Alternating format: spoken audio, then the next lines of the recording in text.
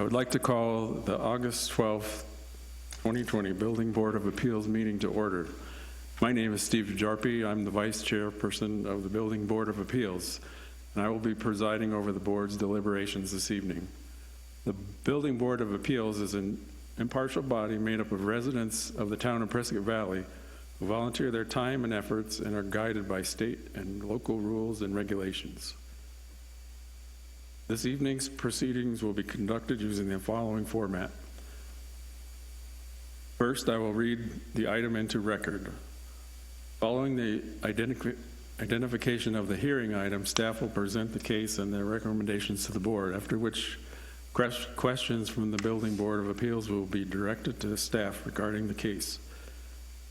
It is at this point that I will open the floor to general comments from the public regarding the case before the board.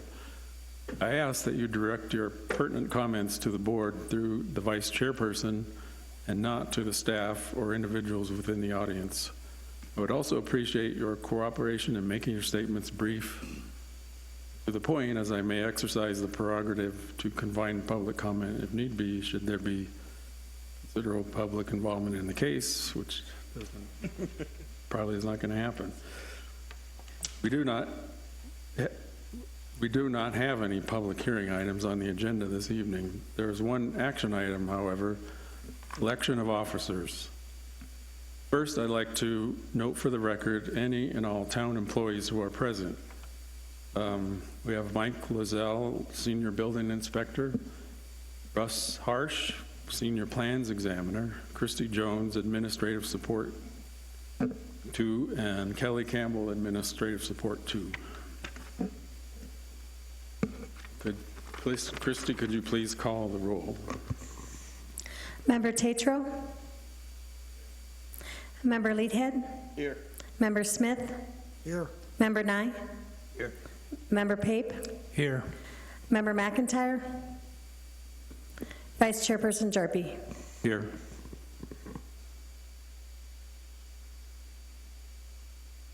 If the board has reviewed the minutes from April 24th, 2019, I ask if there are any corrections to the minutes.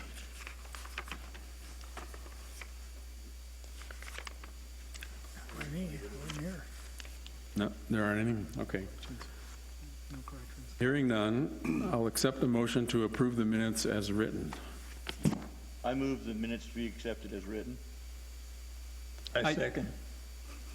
Okay. And I need a roll call vote. Member Tatro? Member Leadhead? Yes? Member Smith? Yep. Member Nye? Yes. Member Pape? Yes. Vice Chairperson Jarpie? Yes. Okay, next. Are there any announcements from the staff or board members? As I had announced earlier, Woody was unable to be here tonight. I would like to introduce one of our newest members, Member Tatro.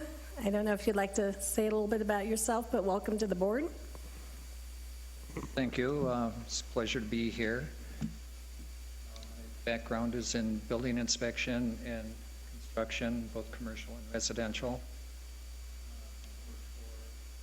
City out of one of the suburbs in Minneapolis for building inspector, and been in this area for 6.5 years, and we love it. Thank you. We appreciate you being here.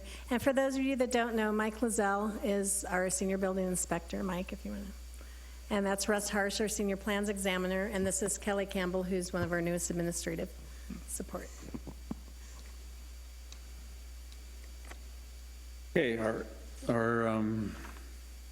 action item is the election of officers. So we discussed briefly, so Vice Chairperson Jarpie will ask for nominations for chairperson first, and then he will close the nominations. We'll need a first and second to close the nominations, then we'll vote.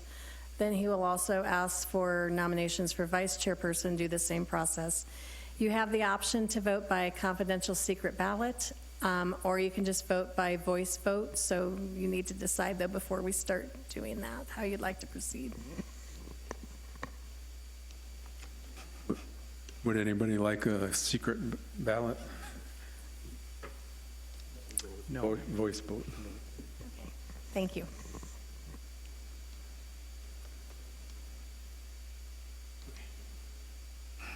Okay, I will now accept nominations for chairperson. Or volunteers, would be good too. I nominate Steve Jarpy.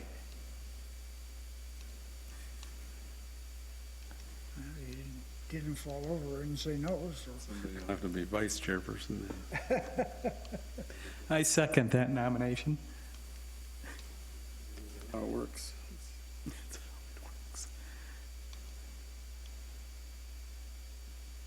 Need a vote? Are there any further nominations?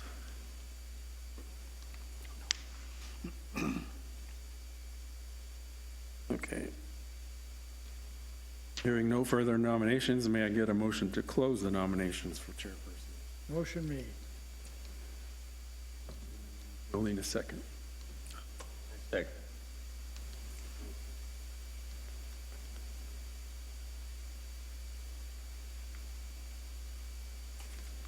Okay, may I get a voice call vote for the nomination of Steve Jarpy for the appointment to the seat of chairperson effective at the conclusion of this meeting?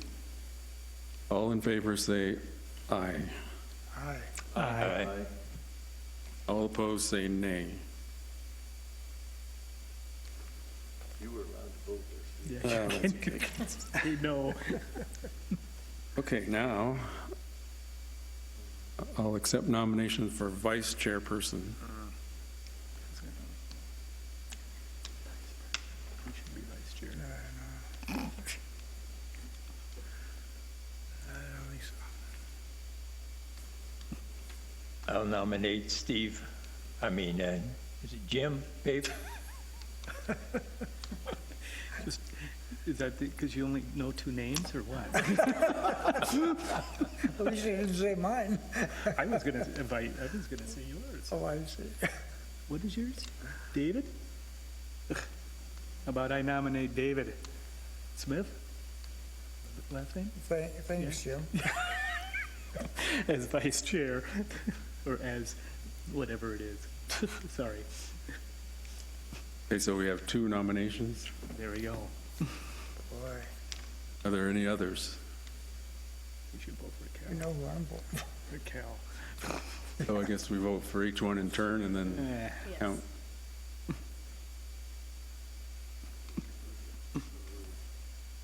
Can I vote? you can. May I get a voice call for, vote for the nomination of Jim Pape for the appointment to the seat of vice chairperson effective at the conclusion of this meeting? All in favor say aye. Aye. Aye. Aye. Aye. All opposed say nay. I don't care. I don't care. Okay, so now, may I get a voice call for the nomination? Oh, I missed a step. I forgot to You have close. enough. Yeah, I think we had enough, because I think 4 That's all you need. Yeah, said aye, and there were no nays, so. I had to put your name I forgot to get a motion to close the nomination. Oh, Moral yeah. support, I'll give it to you. Go back to that. Yes, probably just so we have it. Okay, so we're going to rewind. Hearing no further nominations, may I get a motion to close the nominations for vice chairperson? I so move. Second? Okay, now, And then maybe we do a roll call vote, so it's easier to differentiate, okay, may, instead of voice call we'll vote. get a roll call vote for the nomination of Jim Pape for the appointment to the seat of vice chairperson. Chairperson Jarpy? Aye. Member Pape? Oh, sorry. Vote for yourself. Member Nye? Yes. Member Smith? Aye, yes. Member Leadhead? Yes. Member Tatro? Yes.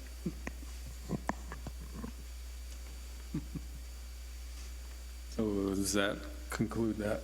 Yes, because it was.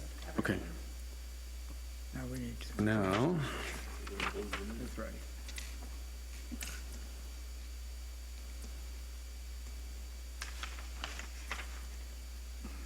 So is there anyone in the audience that would like to address the board at this time? Not? There being no further business, I'll accept a motion to adjourn. I so move. Second. All in favor of adjournment, say aye. Aye. Aye.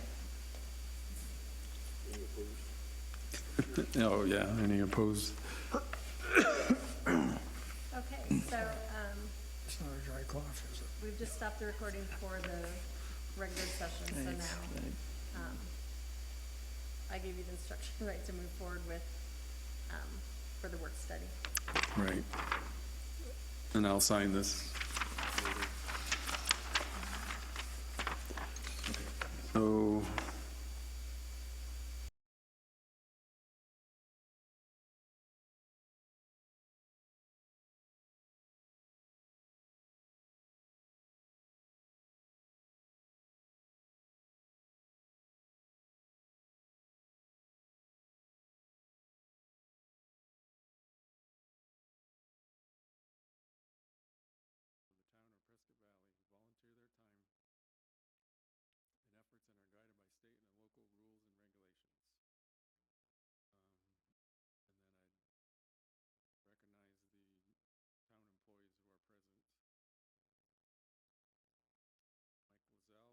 Senior Building Inspector, Russ Harsh, Senior Plans Examiner, Christy Jones, Administrative Support 2, and Kelly Campbell, Administrative Support 2.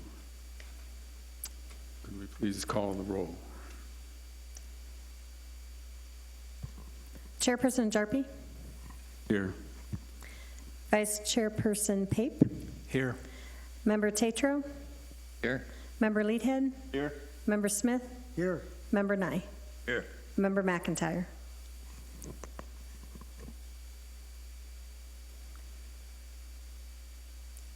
Okay, the topic we're here to discuss is hillside development.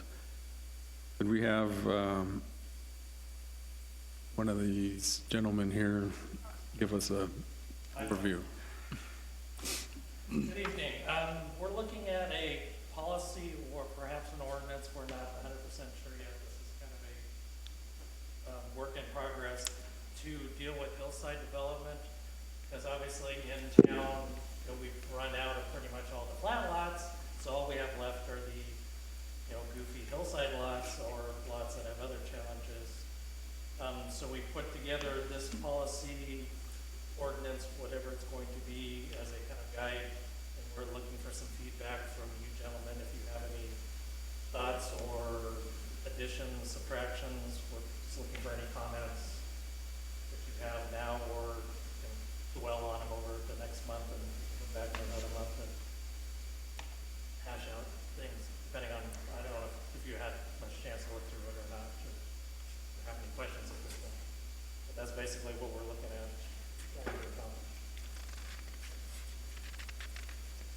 I have a question. I'm assuming that you contacted or got information from Prescott, since Prescott has nothing but hills, to get information like this, or do they have a policy that we could look at, or is this very similar to what they have? Or? I can't speak to that directly because I wasn't involved in that aspect.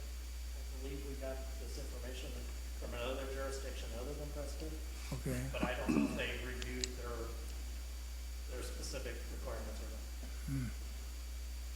Is that something that could be done?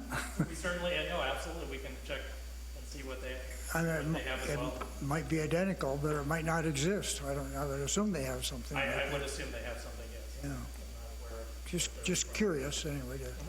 No, we'll definitely look into what they have as well, Okay. absolutely. I have a question. Sure.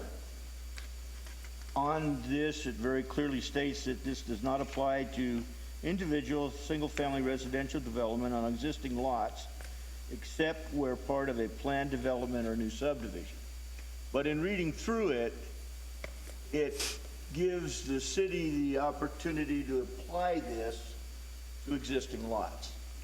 Yeah, and we noticed that after we put it together, that, wait a minute, we're not saying this correctly, that we're looking for this to address specific lots and not the subdivision, because there already is subdivision requirements in the ordinance. So Okay, so there is gonna be some more modification to this. when you're considering that modification, somewheres along the line, we're gonna have to consider cost. Certainly. Number one, there's not enough engineers in Prescott to start doing this to a number of lots. We're waiting 6 to 8 weeks now for a shear wall design from engineers.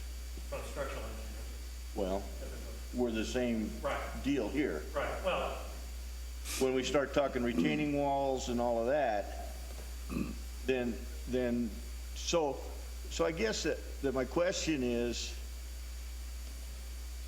we wrote a code having to do with grading. And we put in there that if it was an unusual lot with unusual circumstances, then it would have to be engineered. Correct. So that already exists in the town's repertoire of written stuff. right. So is this just explaining how they want to deal with that? Or are we going to throw that out and start over? No, we're not throwing out what we had originally. I think this is more intended for an additional set of requirements that we want to look at in terms of even, because a lot of this is dealing with even steeper slopes, and because the general requirement says anything over 8%, requires engineering. I mean, this is talking about 15% or greater, so this is even, greater slope lots. Because we're unfortunately finding that there are some issues with the way that people are trying to do stuff and the way that we're saying, no, you need to look at this in a little bit different light. So we're trying to, put some meat behind, rather than just going off of our personal opinion. We're trying to say, hey, here's the regulations. We have them elsewhere. Let's kind of combine this into this document that we can take and apply specifically to individual lots, because we don't really have that ability at the moment. Okay, well, having been and still being in the design phase of construction, if I take a lot and all the houses are built around it, and all of a sudden I have a lot with a slope that's just been built around because nobody wanted to mess with it, chances of finding an engineer who are going to guarantee that the water doesn't create a problem by changing that lot are pretty slim. Right, but we're not necessarily trying to get them to change it so they don't need engineering. Even with, if we didn't even have this, if we weren't talking about this at all, the requirements still would be with a steeper slope lot, you're gonna have to get engineered anyway. That's just unfortunately the way things are now, that, they built on all the easy lots, so all that's left is the more complicated lots that people bypass because they didn't want to get an engineer, they didn't want to spend that extra several $1,000s. But unfortunately, it's kind of like, well, what are you going to do at this point? You still want to build, and you don't have a decent lot, you're going to have to hire the engineer, because, this isn't adding any additional requirements. There's only one portion of this where we talk about driveways, and if it's over 10%, then we want to see that engineered. That's really the only difference that we're adding. Otherwise, there's still the engineering requirements that have been in place for, a long time now, and really haven't changed. It's just kind of a case of we're just, kind of bumping heads more and more with, these few lots that we have left that are the more challenged lots, and trying, prevent people from taking shortcuts and stuff, and doing things that kind of go against the way we want to,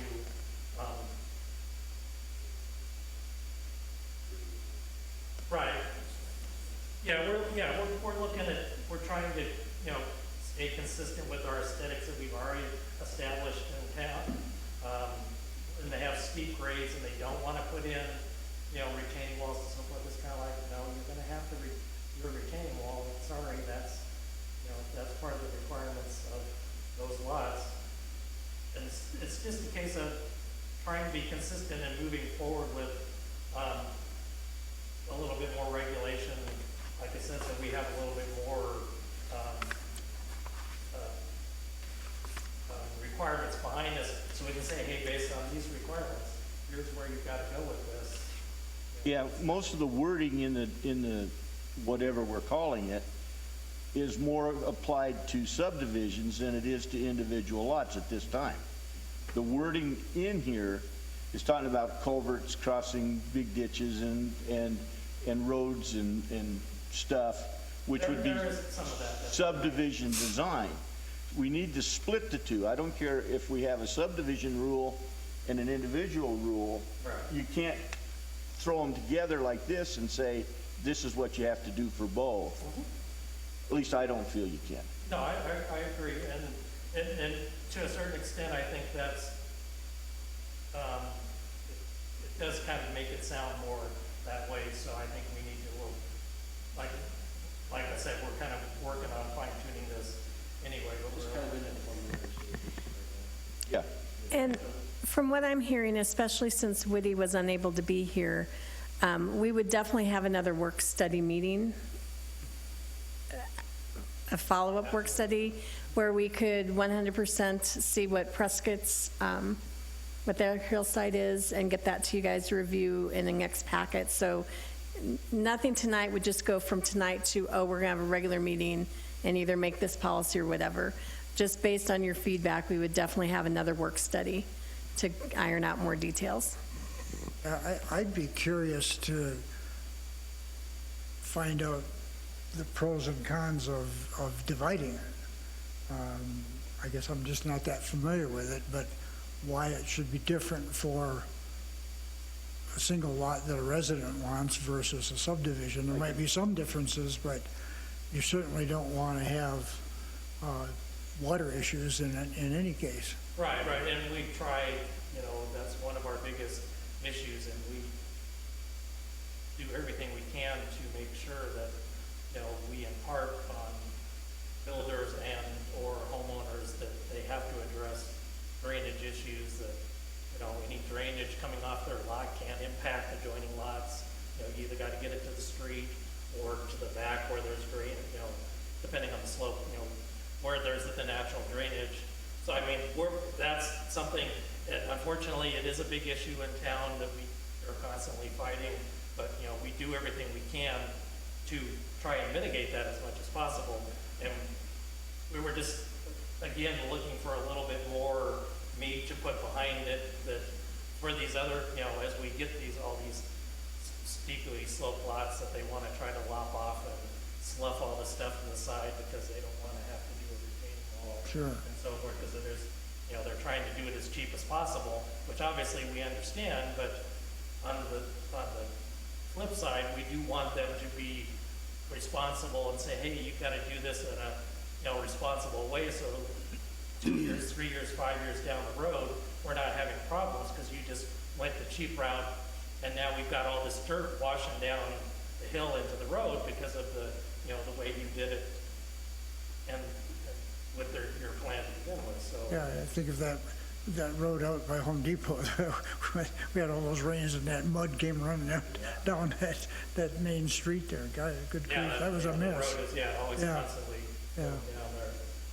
So obviously, we're doing, all we can to try to mitigate those kind of And problems. if I may add, I think one of the major things is basically erosion. The steepness of the hillside lots with the erosion, if there's no retention, it can't create an issue.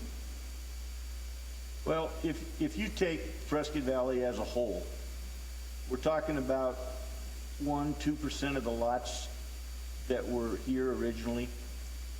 As a total, that's what we're talking about at this point. Possibly. There are just not that many with a 15-foot slope and 100 feet, which is what we're talking about. No, not a lot. There's, Stone Ridge probably is the biggest area that has, slope challenges, certainly of that extent. But they addressed a lot of those at subdivision when they built the subdivision out, grading their lots to a somewhat of a standard in most cases, unless you get back up on the richer side of town there. Yes, they have to a certain extent. But we're trying to kind of further expand upon that to make sure that as lots are developed, and usually it's more of a case of somebody that comes in and buys, 2 or 3 lots from the subdivision, and then they're kind of going off in their own direction and doing stuff, and we're saying, hey, no, you have to, we have these things in place, and we want you to go this direction. Don't choose to go, that direction, because that's not consistent with what's going on elsewhere. Well, I don't have any problem with any of that. I just, and to answer the question about separating the two, if you buy an individual lot in Prescott Valley, let's just say, and it's a cruddy lot, not that there are any of those in Prescott Valley, and it's a cruddy lot, you are now dealing with the water from the people on 4 sides of you already, the roads and everything else.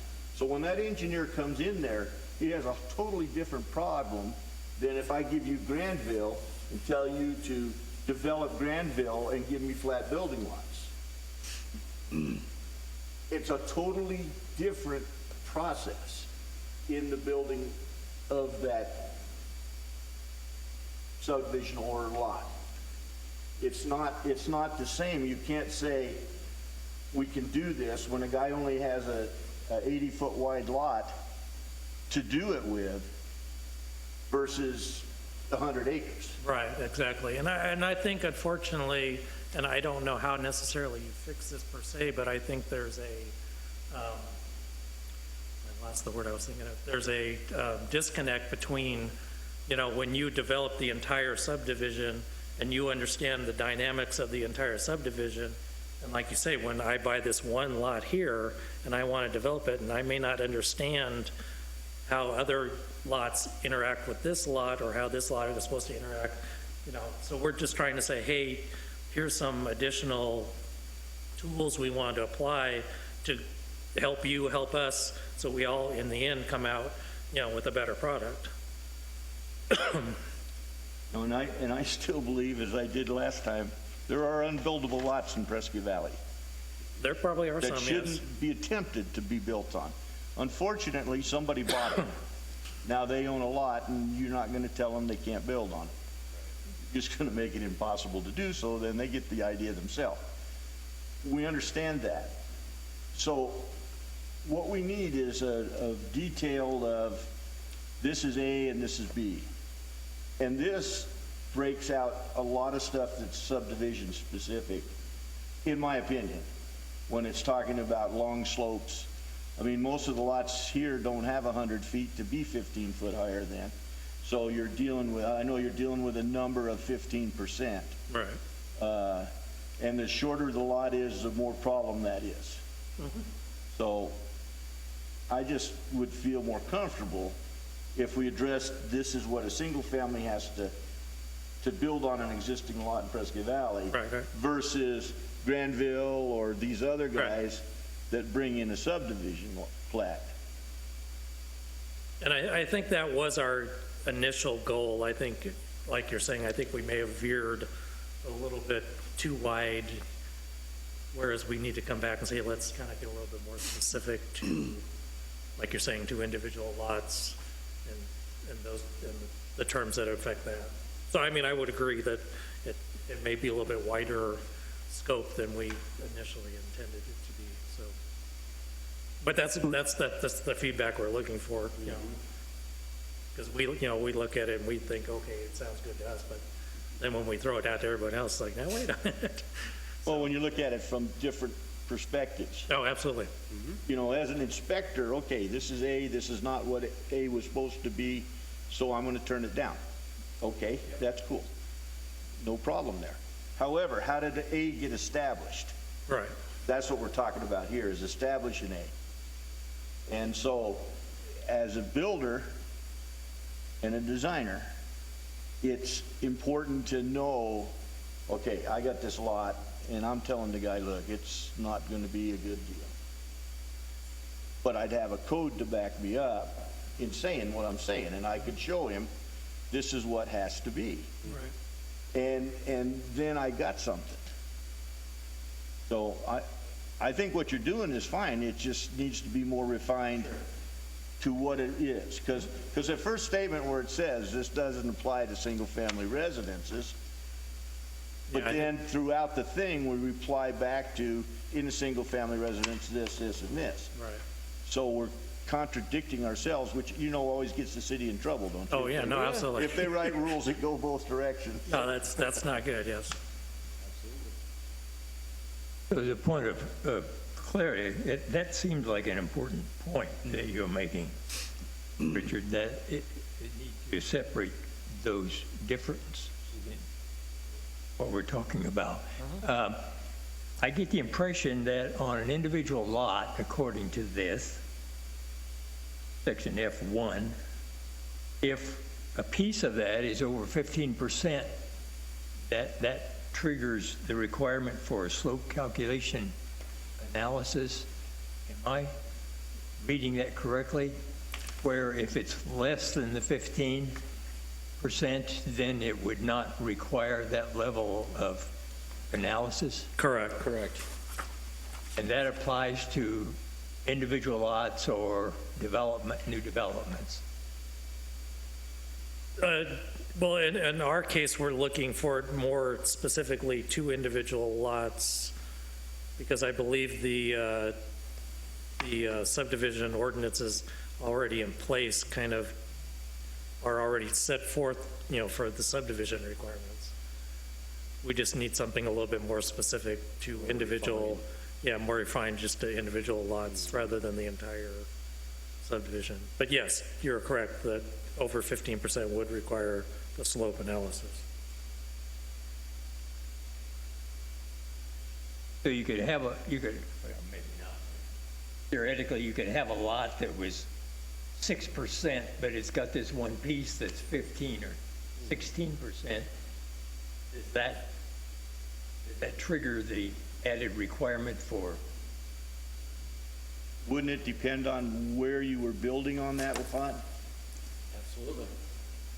So if your building didn't affect where the 15% was, your driveway wasn't there, the water was flowing to where it normally did flow, and you didn't change that, you wouldn't necessarily have to address the 15% if you were building on the 6% portion. Yeah, I would say that would be true. But it would be only if you're proposing a change in that specific location. Most of my people would want the driveway where the 15%. Yeah, you would hope they would stay away from that, so. Richard, in my understanding, your main concern is that this is going to require more engineering than the previous codes did, maybe. As a whole, this area is so short of engineers of every type.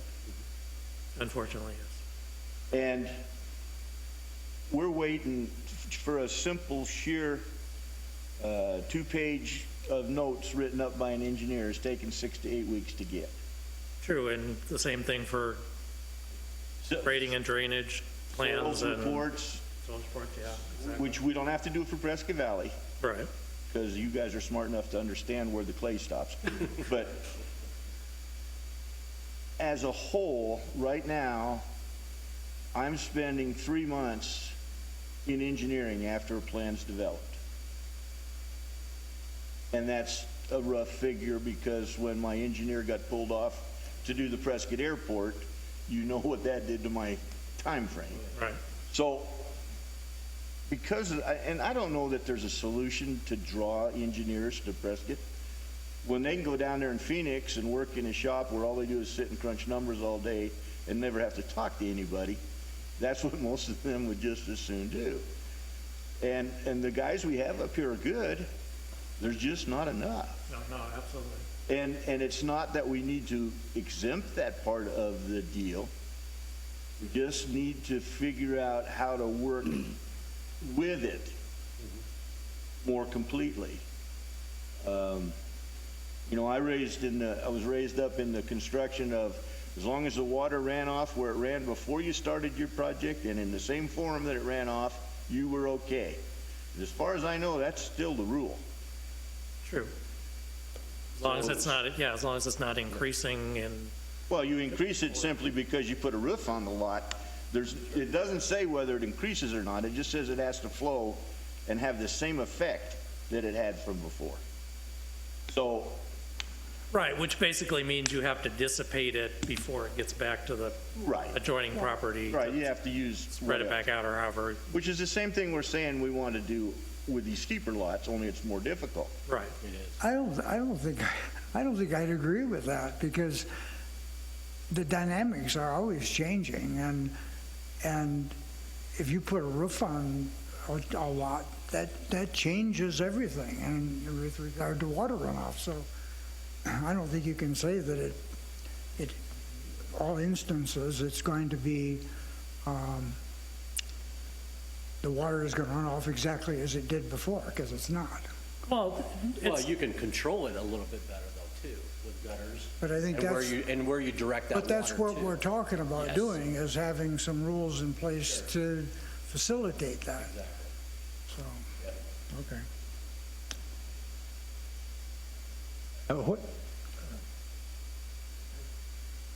What do you hear Richard requesting about this? that he feels it's a little more specific to larger developments and it needs to be more specifically honed to individual, single-family individual lots?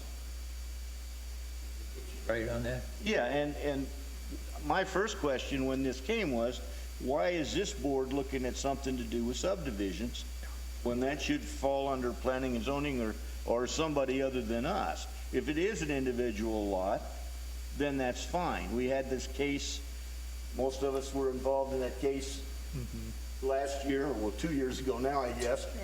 where the guy behind him wanted to stop his building, but there was a ditch that had run behind his lot and all the water already ran there.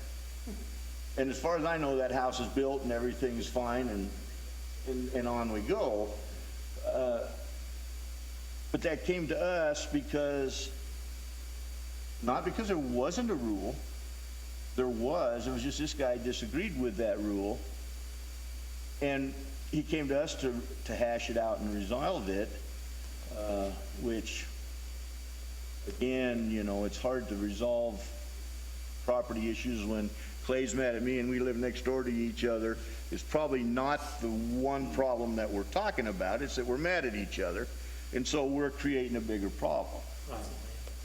So the rules need to be specifically spelled out to say, this is what it is. I can look at that rule, I can read that rule, and I can define that rule. Right. And then we're done. And that's what the building code tries to do. Right. And so it's important that it does. It needs to be simple enough for me to understand, which means that just about everybody can at that point. You'll find that most guys are not trying to cheat the system when they build a house. Some people say, oh, contractors are always cheating, they're always doing this, they're always doing that. It's not the case. We have to live with that client for years in the future. We're not down in Phoenix where I can move to Chandler and the guy can never find me. You know, I'm in Yavapai County where I can't hide anywhere. So it's important to me that my clients are happy. And if you can give me a code that says that I can show them that says, look, I have to get this engineer to do this. Here it is in black and white, and they're right not to give you a permit unless you get the engineering. Right. That's all we're looking for. And it needs to be simple enough to do that. Right. Sure, I think. I agree. How would you like for their wording to be changed? Well, I guess that what we're talking about is the whole thing is too large. In most of this, I think whoever you got it from was talking more about large parcels of ground. Very possible, yeah. And actually, this was mostly a subdivision design and not an individual lot design. And we're trying to create an individual lot design for this issue. When I first read this, I says, okay, they're getting ready to annex a bunch of ground, I don't know where, but we're gonna have a bunch of hills, you know? When I moved here, the roads were all cut in on Glassford Hill for a subdivision up the face side of that hill. The roads were cut. Yeah. And they were there, but they couldn't get water up there, so that was the end of that.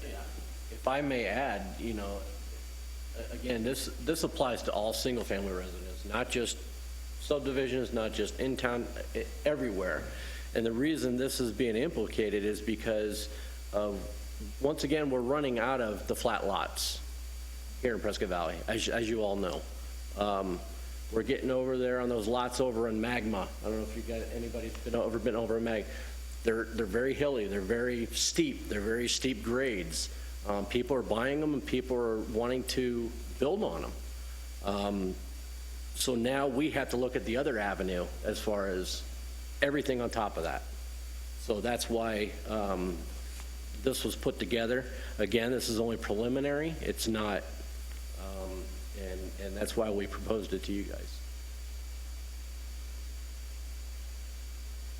But I think you're probably absolutely right in that we probably need to boil this down from our 10 pages to 2 pages or something, or less, and say, here, these are the bullet points we're looking for, As long as you've got the subdivisions covered and all we're talking about is the individual lots. Yeah, and subdivisions there are already requirements for subdivision development, so. And that doesn't always work because Granville flooded out the whole Glassford of Road. the northeast side of town. But yeah, I mean, that's not new. And you look at when Florentine came through and Sunset came through, when Neil Klein built his models on that road, they flooded every time it rained because all the stormwater, there was no storm drainage built in Prescott Valley at the original. And the water came down off of the Florentine, turned the corner at Robert Road and went right into those 3 houses right there every time he had a big rainstorm. So that was the start of our real water problems because we put, to be honest with you, Prescott Valley slopes, at least the west side slopes, from south to north on a diagonal, and the town was built square, so that diagonal goes across all of those lots. And so the original water flow went diagonally through that area.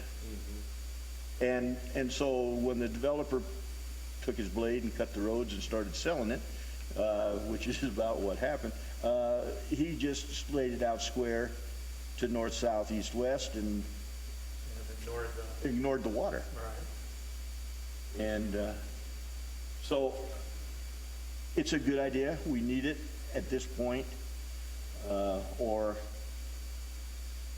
somebody to go around and be a good brother and buy all those lots up from people and get them out of the market. But that's not happening either. Unfortunately, no, I'm not sure we're going to find anybody that generous.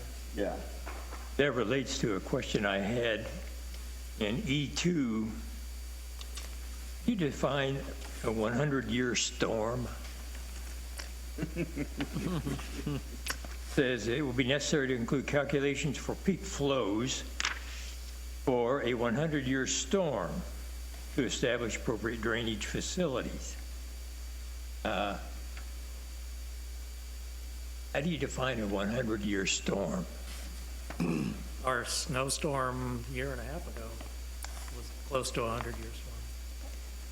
It has to do with the amount of moisture and the time frame and so forth. And they gave it a number, but then if you take some of the Midwest has had 500-year storms in the last 4 years. So it doesn't really. That's a really good point, though, if I may add. So there is a number for Prescott Valley? Yes. I can't tell you what that number is, but Yeah. I can tell you this, our monsoon last year, the apartments that are up by Kia dealership, okay, that has a huge slope grade on the back side of it that goes up the mountain right there. That's all cut out, okay? When this storm hit last year, many of those, and we had to deal with it, many of those apartments got flooded out. There were several. Between 8 and 10 apartments on the bottom level got flooded out. So this is what we're trying to implement and trying to discuss is stuff like this, to where we can minimize it, to where we can control it a little bit better and do something with it so we don't have these problems later on in the future. I must say, as I read this, it triggered my fear that there's plans for developing further on Glassford Hill.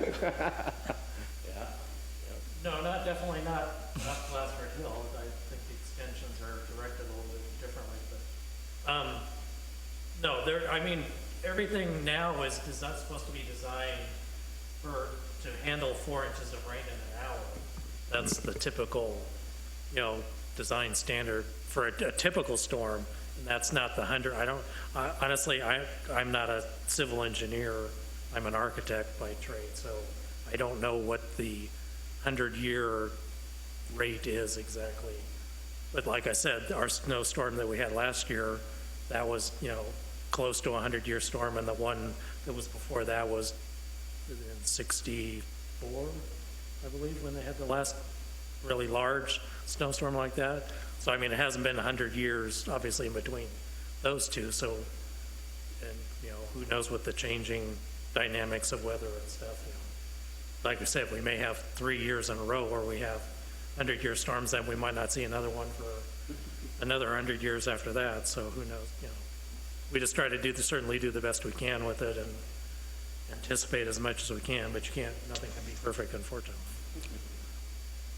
It sounds like we're going to have another meeting pertaining to this. Yes. And I'd like to reiterate that I'd like to see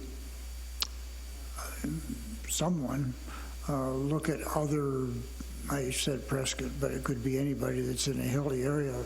There's no sense in making it all over again. There might be something out there that would be more simple and not have to just tear apart what we already have on paper, but, Absolutely, no. so. And I have that in my notes. So. How far ahead does the material go out for the next meeting? 2 weeks in advance of the meeting. Okay. So basically with 2 weeks to put together a new proposal. On a year and a half, 2 weeks before that. Yes, but we don't necessarily have to meet exactly a month from now. It depends how long. I think I speak for you. You would rather go an extra 2 weeks and have all the material collected as opposed for us to try to rush it to meet exactly 1 month from today. There's no rush. In general, they meet the second Wednesday of the month, but doesn't have to be that way. We do try to have it be a Wednesday, but it doesn't necessarily have to be the second Wednesday. I just think it's prudent to look at some No, I agree. other stuff, and Absolutely. whatever time it takes, it takes. It's fine. We can shoot for it being a month from now and getting it out in the next 2 weeks, but that may not happen. If it works, But I will fine. send an email like I did before and say, hey, this is when to hope, obviously we want to pick a date, we can at least have the majority of people present to go over this, so. Make sure I'm clear on the process. So today was a preliminary to get some initial feedback from Right, exactly. Yes. this group, and then you will put something final together, or at least, Well, we'll put it a second Intention of version, being whether final. that's the final one or it may, once we present it to you, you may say, okay, how about if we change, A, F, and G? Everything else looks good. Let's just tweak these couple of more things, and then, maybe it'll come back for a final read, in 2 months' time, perhaps. so ideally it would be final for the next meeting. Possibly. yeah. And then we would vote on it. Was that the? Yeah, Well, no, I think the next meeting would definitely be another work study, because I feel there was too much just up in the air and changes or suggestions that need to be made. So the next meeting would definitely be another work study, and also with Woody here, because I'd really like him to be here as well, though you guys have done an amazing job. So we'd definitely do another work study and then a meeting after that. I think from my point of view, the more detailed, this is an engineering document, regardless of whatever else we want to call it. We're making this an engineering document. This is what we want from the engineer on this particular piece of ground. And engineers are the most specific people you ever want to meet. When they go to work on something, they want numbers to fit into all the blank spaces. So the more specific we can make the ordinance, and I think it needs to go as an ordinance, because it is going to be that. You're going to have to do it, and the more specific we can make it be, whether it's use something Prescott has, or Yavapai County, they have some hillside stuff. But what we want, like this says, you know, a 3D picture, you know, and a lot of yada. Well, great. If that's what you want, say that's what you want, and make that the ordinance, and then there's no question about what we're doing. At least that's how I feel. No, makes perfect sense. I agree.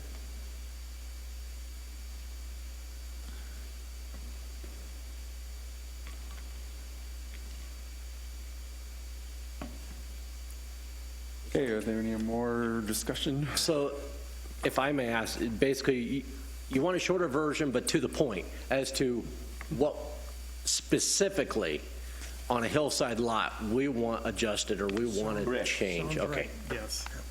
Yeah. Is